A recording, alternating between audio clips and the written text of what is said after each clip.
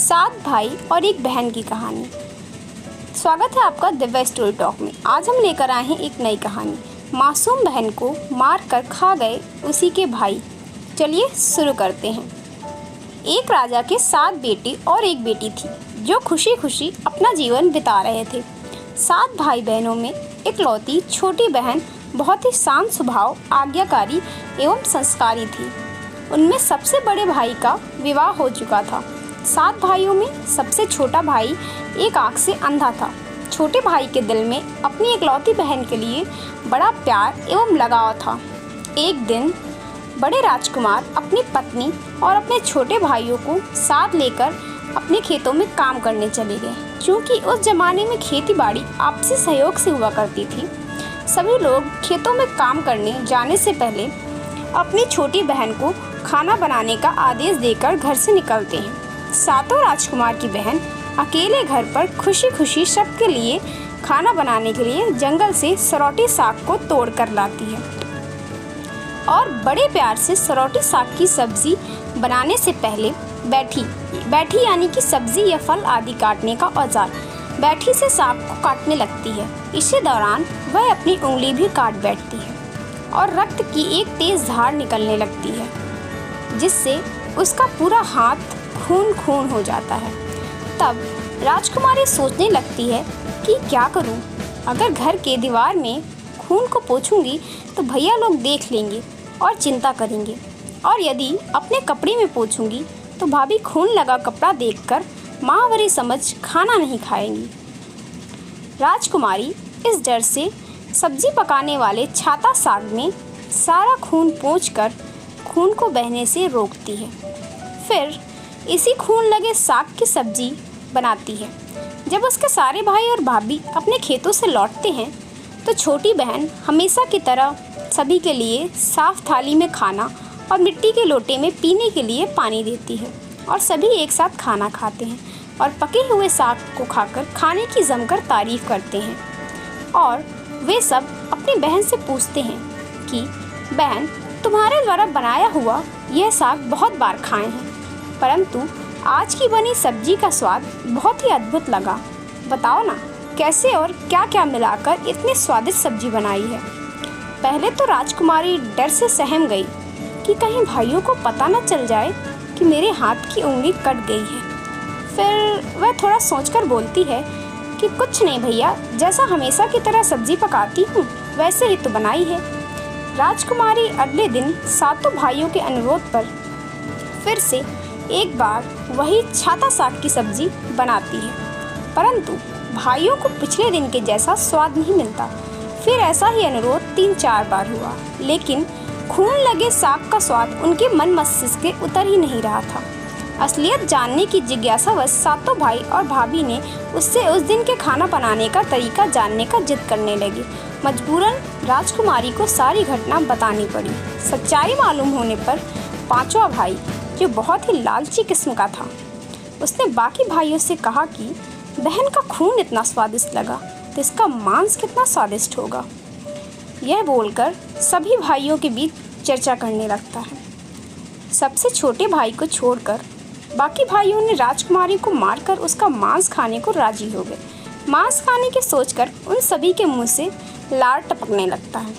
भाइयों के मन में स्वादिष्ट खाना खाने के लिए वे कितना लालची बन गए हैं, इसका आभास राजकुमारी को हो गया कि किस प्रकार उसके भाई उनकी मांस खाने की लालसा रखते हैं।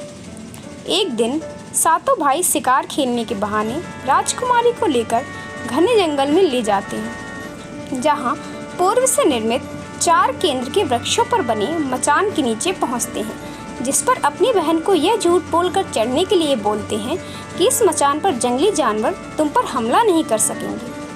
केंद्र के वृक्ष के साथ में बांस का बूंदा। इस प्रकार 7 भाई अपनी बहन को मचान पर बैठाकर अपना अपना धनुष लेकर शिकार करने का ढोंग करने चले जाते हैं। तब राजकुमारी को पूरा आभास हो चुका था कि आज उसका आखिरी दिन है, लेकिन वह चाहती थी कि उनके भाइयों की इच्छा पूर्ण हो, इसलिए भी वह मचान में जाकर बैठ जाती है। फिर सभी भाई केंद्र के वृक्ष पर बने मचान से कुछ दूरी पर स्थित टोंगरी यानी छोटा पहाड़ पर अपने अपने धनुष बाण के साथ पहुंचते हैं और एक चट्टान पर बारी बारी से अपने बाणों को तेज धार प्रदान करते हैं। टोंगरी के ऊपर सबसे पहले बड़ा भाई अपने तीर को चट्टान में धार करता है और अपनी बहन पर धनुष से निशाना लगाकर तीर छोड़ता है। चट्टान में धार किए गए तीरों के निशान। तभी राजकुमारी पूरी बातों को समझ जाती है कि भाइयों का क्या इरादा है और अपनी मातृभाषा में गीत गाने लगती है। बिंदु बिंदु दादा छाती ताइक ताइक, अर्थात जान से मारना ही है दादा साहब तो तीर को सीधे मेरे छाती में वार करो, इधर उधर तीर क्यों चला रहे हो। फिर सभी भाई बारी बारी से अपने तीर के धार को तेज करते हैं और राजकुमारी पर निशाना लगाकर तीरों को छोड़ते हैं। छहों भाइयों का निशाना खाली जाता है और सातवां भाई जो सबसे छोटा था वह तीर चलाने से इनकार कर देता है क्योंकि उसे अपनी छोटी बहन से बहुत लगाव था और धनुष बाण चलाने में सातों राजकुमार में सबसे निपुण था। राजकुमारी जानती थी कि उनके सातों भाइयों में सबसे छोटा भाई बाकियों की तरह लालची नहीं है। छहों भाई छोटे भाई पर पूरा दबाव डालते हुए आदेश देते हैं कि अगर वह तीर नहीं चलाएगा तो बहन की तरह उसे भी मार देंगे। फिर छोटा राजकुमार उदास मन के साथ तीर को थोड़ा ही धार कर दूसरी दिशा में तीर को छोड़ने की कोशिश करता है और तीर को धीरे से छोड़ता है। राजकुमारी हर बार की तरह इस बार भी वही गीत गाती है, बिंदु बिंदु दादा छाती ताइक ताइक। इतने में छोटे भाई का तीर सीधे राजकुमारी की सीने को भेद देता है और राजकुमारी की आत्मा शरीर से अलग हो जाती है और उसकी आत्मा उसी स्थान पर भटकने लगती है। तभी वह देखती है कि उसके शरीर का मांस खाने के लिए उसके भाई कैसे लालच करते हैं और सबसे छोटे राजकुमार को जबरदस्ती मार पीट कर उसके शरीर को काटने का आदेश देते हैं। बहन के मांस को पकाने के लिए बहुत सारी सूखी लकड़ी लाने के लिए छोटे राजकुमार को जंगल भेजा जाता है। छोटा भाई जंगल में खोज खोज कर ढेर सारा लकड़ी जमा करता है और सोचता है कि कैसे इतना सारा लकड़ी लेके जाऊंगा। दादा जो रस्सी दिए हैं वो भी 7 टुकड़ों में है, उन्हें जोड़ने पर भी यह रस्सी इन लकड़ियों को नहीं बांध पाएगा। देर होने के डर से राजकुमार उदास होकर रोने लगता है और उसकी आंखों से आंसू धरती पर गिरने लगते हैं। वह अपनी बहन को याद करके रो ही रहा होता है कि तभी एक नाग देवता वहाँ आते हैं और पूछते हैं कि क्यों रो रहे हो राजकुमार। वह इधर उधर देखता है किंतु कोई भी नज़र नहीं आता। फिर राजकुमार को नाग देवता दिखते हैं और राजकुमार नाग देवता को अपनी पूरी आप बीती सुनाते हैं। फिर नाग देवता उससे कहते हैं कि मैं लकड़ी में रस्सी की भांति लिपट जाता हूँ और तुम जैसे ही लकड़ी वहाँ रखोगे तो मैं धीरे से निकल जाऊँगा। और राजकुमार ऐसा ही करते हैं। सभी बड़े भाई ये देखकर चकित रह जाते हैं कि कैसे उनका छोटा भाई रस्सी के 7 टुकड़े होने के बावजूद भी जंगल से इतना सारा लकड़ी लेकर आता है। तत्पश्चात वे लोग अपने छोटे भाई को पानी लाने के लिए एक घड़े में 7 छेद कर भेज देते हैं। छोटा राजकुमार पानी लाने के लिए एक डाड़ी यानी कि छोटे से कुएं में जाता है और घड़े में पानी भरता है, परंतु उसमें छेद होने के कारण सारा पानी गिर जाता है और राजकुमार वहीं बैठकर सोच सोच कर रोने लगता है कि बिना पानी के वापस जाऊंगा तो बड़े भैया लोग मारपीट करेंगे। छोटा कुआं। यह सारी घटना को दाढ़ी के मेढक, केकड़ा और मछली सुनवा देख रहे थे और वे तीनों राजकुमार को रोता देखकर पूछते हैं कि क्यों रो रहे हो। फिर राजकुमार उन्हें अपनी आप बीती को विस्तार में बतलाता है और कहता है कि मैं अपनी प्यारी बहन के शरीर का मांस कैसे खा सकता हूँ, नहीं खाऊंगा तो बड़े भैया लोग मारपीट करेंगे। तब मेढक कहता है कि तुम परेशान मत हो, हम सब मेढक घड़े के छेद में चिपक जाते हैं। फिर मछली और केकड़ा बोलते हैं कि तुम हमें लेकर चलो, तुम्हारा भाई जब राजकुमारी के मांस को खाएगा तब तुम मछली को खाना और जब वे हड्डी को खाएंगे तब तुम केकड़े को खाना, बड़े भाइयों को शक नहीं होगा। फिर राजकुमार ने बिल्कुल वैसा ही किया जैसे केकड़े और मछली ने कहा था।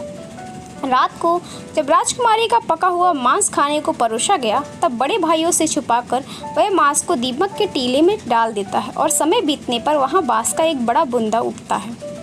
इस घटना के वर्षों बाद एक भीख मांगने वाला जोगी उसी बसौंदा के पास से गुजर रहा था और वह सुंदर सुंदर बांस के बूंदा को देखकर सोचता है कि अगर इतने सुंदर बांस से केंद्रा यानी कि वाद्य यंत्र बनाया जाए तो कितना सुरीला धुन निकलेगा। उसी क्षण बांस से आवाज़ आती है, ना काट काट रे जोगी, ई तो लागे भैया रोपल बांस। जोगी फिर भी बांस को काटता है। जोगी इसी उद्देश्य से एक मोटा बांस का टुकड़ा काट कर ले जाता है कि इस बांस का आवाज़ इतना सुंदर है, यदि केंद्रा बनाएंगे तो कितना मधुर आवाज़ निकलेगा। और जोगी इस बांस से एक सुंदर केंद्रा का निर्माण करता है। इस केंद्रा से इतनी मधुर ध्वनि निकलती है कि जोगी जहाँ जहाँ भी इसे बजाता है, इसके ध्वनि से लोग मंत्रमुग्ध हो जाते हैं। एक दिन जोगी घूमते घूमते बड़े राजकुमार के घर पहुंचता है और अधिक धन के लालच में जोगी जोर जोर से केंद्रा बजाना शुरू करता है, परंतु इस बार केंद्रा का मीठा सुरीला स्वर कर्कश हो जाता है और जब भी जोगी कुछ नया धुन बजाने की कोशिश करता है, बार बार एक ही धुन निकलता है, ना बाज रे केंद्रा, ई तो लगो मोर दुश्मन कर घर। बार बार यही धुन निकलने पर बड़ा राजकुमार मार पीट कर जोगी को अपने घर से भगा देता है। ऐसे ही घूमते घूमते जोगी हर भाई के घर जाता है, लेकिन हर बार की भांति वही धुन, ना बाज रे केंद्रा, ये तो लगो मोर दुश्मन कर घर, बजता है। यह धुन सुन सारे भाई जोगी को डांट डपट कर भगा देते हैं। सबसे अंत में जोगी छोटे राजकुमार के घर पहुंचता है। छोटे भाई के घर के आंगन में प्रवेश करते ही केंद्रा खुद ही बजने लगता है, जोर जोर से बाज रे केंद्रा, ई तो लगो मोर छोट भैया का घर। बड़ा ही मधुर मीठे स्वर का धुन सुनकर छोटा राजकुमार चंद्राकार मोहित हो जाता है और यह धुन सुनकर छोटे राजकुमार से रहा नहीं गया और जोगी से केंद्रा की मुंह मांगी सोने की मोहरें देकर उसे खरीद लेता है तथा जोगी को अच्छे से मेहमान नवाजी कर अच्छे से विदा कर दिया जाता है। धीरे धीरे समय बीतता है और छोटे राजकुमार अपने काम से कुछ दिनों के लिए बाहर जाते हैं। जब वह वापस लौटते हैं तो देखते हैं कि उसका कमरा बहुत सुंदर ढंग से सजा हुआ है और घर के सारे बर्तन अच्छे तरीके से रखे हुए हैं। तब छोटा राजकुमार सोचता है कि हमेशा मेरे कमरे की साफ सफाई घर के नौकर करते हैं, लेकिन कभी भी इतना सुंदर सजाया नहीं।